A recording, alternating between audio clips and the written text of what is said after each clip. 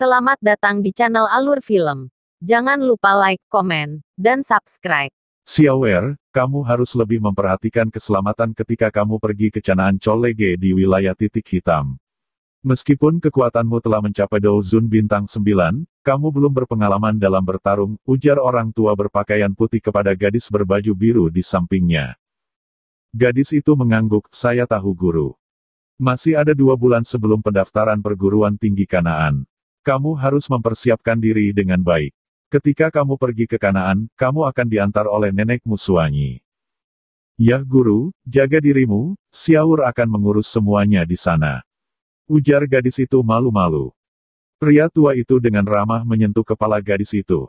Dia tidak memiliki anak, dan dia telah lama menganggap gadis itu sebagai cucunya. Xiaoer, orang tuamu tidak ada tetapi kamu dan Liner akan baik-baik saja dalam penjagaanku. Gadis itu menggelengkan kepalanya, baru saja akan mengatakan sesuatu, sebuah suara lembut terdengar, Tuan, saudari. Ujar seorang anak lelaki berlari.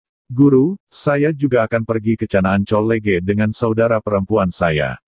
Saya akan pergi juga, saya ingin melindungi saudara perempuan saya. Ujar anak laki-laki itu tampak keras kepala dan bertekad.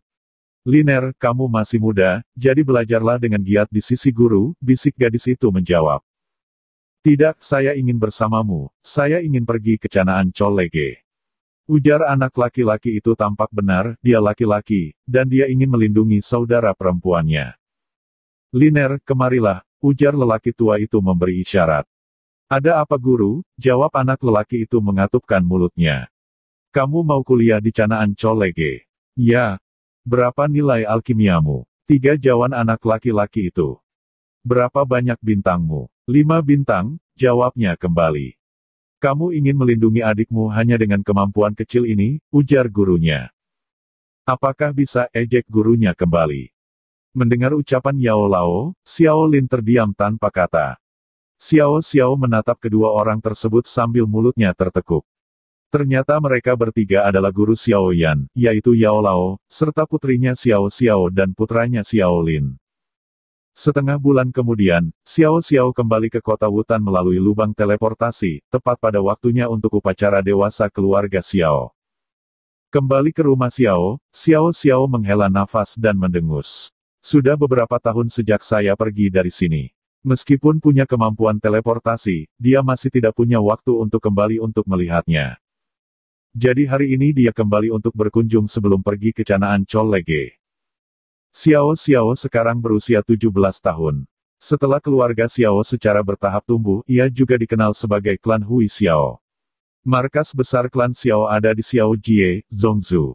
Kebanyakan orang seperti Xiao Ding dan Xiao Li berada di Xiao Jie.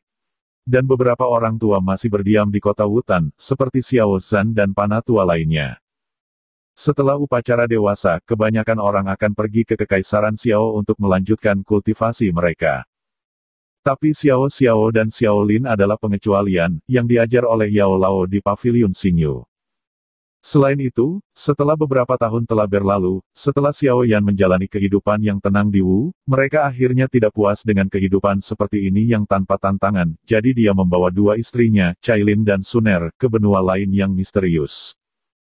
Sehingga situasi klan menjadi seperti saat ini. Di depan rumah Xiao.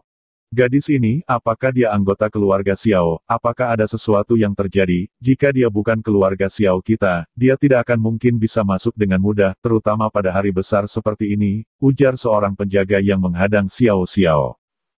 Melihat kelakuan penjaga itu Xiao sedikit tertawa, penjaga ini cukup kompeten, ujarnya. Karena kalian belum kenal saya akan memperkenalkan diri. Saya adalah Xiao. Setelah mengucapkan beberapa patah kata, Xiao langsung masuk. Penjaga pintu terkejut dan langsung berteriak. Xiao, Nona Xiaoer kembali. Setelah mendengar teriakan penjaga Xiao Zhan kebetulan melihat ke atas, wajahnya tiba-tiba tersenyum lebar, dan dia berkata dengan terkejut, Xiaoer, mengapa kamu kembali? Kakek, Xiaoer merindukanmu. Di sekeliling terdengar suara riuh. Apakah Nona Xiaoer kembali? Nona Xiaoer benar-benar menjadi lebih cantik saat dia tumbuh dewasa. Apakah itu Nona Xiao di Pavilion Xingyu? Ujar orang-orang di sana. Sejak garis keturunan Kaisar Dou dari keluarga Xiao diaktifkan, banyak anak laki-laki dan perempuan telah mampu memenuhi persyaratan Dou Huang dalam upacara dewasa. Ada juga beberapa yang hanya mencapai tingkat Dou Huang, dan beberapa yang telah mencapai Dou Zong. Dan darah keturunan Xiao Yan tentu saja lebih baik. Mereka tidak dapat dibandingkan dengan Xiao Xiao dan Xiao Lin. Xiao Qi, pria 16 tahun, Dou Zong bintang 1, level mahir. Kemudian tiba-tiba, ada suara kekaguman dan seruan di halaman. Xiao Feng, laki-laki, 18 tahun, bintang 8 Dou Zun. Level mahir. Pada saat ini, halaman tiba-tiba menjadi sunyi. Semua orang saling memandang, meskipun mereka tahu bakat luar biasa guru Xiao Feng, tapi, Dou Zun bintang 8 yang berusia 18 tahun. Itu terlalu mengejutkan. Xiao Feng di lapangan, meringkukkan bibirnya, menggelengkan kepalanya seolah tidak puas, dan kemudian berjalan menuju Xiao Zan, para tetua, dan Xiao Xiao yang sedang duduk di podium. Xiao Feng bukan jenius dari keluarga Xiao. Bagaimana dia bisa membandingkan bakat kultivasi ini dari garis keturunan asli Kaisar Yan? Ujar panatua di sana. Saat Xiao Feng berjalan di depan Xiao Zan dan Xiao Xiao, dan tersenyum pada mereka dengan wajah tampannya. Sudut mulut Xiao Xiao menekuk dan berkata, "Kakak Feng, Anda sangat luar biasa." Xiao Feng mengangkat bahu. Xiao Zan mengangguk puas dan berkata, "Fenger, lumayan." Ternyata Xiao Feng adalah putra Xiao Li, 1 tahun lebih tua dari Xiao Xiao. "Xiaur, apakah kamu ingin mengujinya juga?" Ujar Xiao Zan bertanya. Tidak baik jika menguji kemampuan orang." Jawab Xiao Xiao mengangkat bahu setengah bercanda. Xiao Zan juga tersenyum bahagia, dasar gadis kecil. Di sore hari, Xiao Xiao telah melebur pil di kamar, dan bahan-bahan untuk penyulingan hampir habis, jadi dia harus menyiapkan beberapa hal. Baru pada malam hari dia keluar dan menyerahkan obat itu kepada kakeknya Xiao Zan. Dan sekelompok anak laki-laki dan perempuan berkumpul di halaman depan keluarga Xiao. Xiao Xiao mengerutkan kening, apa yang mereka lakukan. Dia melihat di antara sekelompok orang-orang itu, seorang gadis berbaju ungu dan seorang gadis berbaju putih berada di tengah, sepertinya mereka sedang bersaing. Aku melihat gadis berbaju ungu dan gadis berbaju putih kental dengan aura, dan kedua belah pihak menggunakan keterampilan bertarung mereka sendiri. Pada akhirnya, gadis berbaju ungu itu menang dengan teknik pertarungan berbasis angin yang disebut Wind Dancing.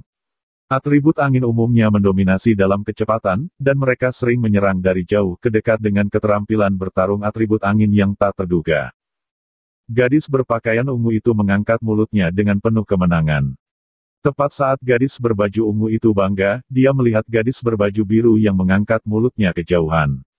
Matanya tiba-tiba menjadi dingin, "Xiao Xiao, jangan pikir hanya karena kamu adalah putri Yandi kamu bisa jadi sok hebat." Setelah mendengar itu mata semua orang menoleh ke arah Xiao Xiao. Gadis berpakaian ungu itu melangkahi kerumunan, mengabaikan seruan semua orang, dan berjalan langsung ke Xiao Xiao. Mata semua orang mengikuti. "Nona Xiao Xiao. Aku ingin tahu apakah Nona Xiaoer ingin belajar dari Ling Ling." Xiao Xiao menggelengkan kepalanya tanpa daya. Tetapi dalam pandangan Xiao Lingling, ini adalah ejekan. Dia meremehkan Xiao Xiao. Dia tidak tahu kekuatan Xiao Xiao yang sebenarnya hanya diketahui oleh beberapa kerabat. Apakah Nona Xiao Xiao takut dengan Lingling? Kau hanyalah seorang putri yang hanya mengandalkan prestasi orang tuamu.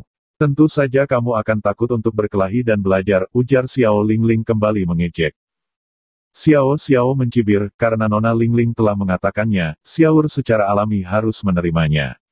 Baiklah, mari kita belajar satu sama lain, jawab Xiao Xiao mengangkat bahu dengan sangat polos.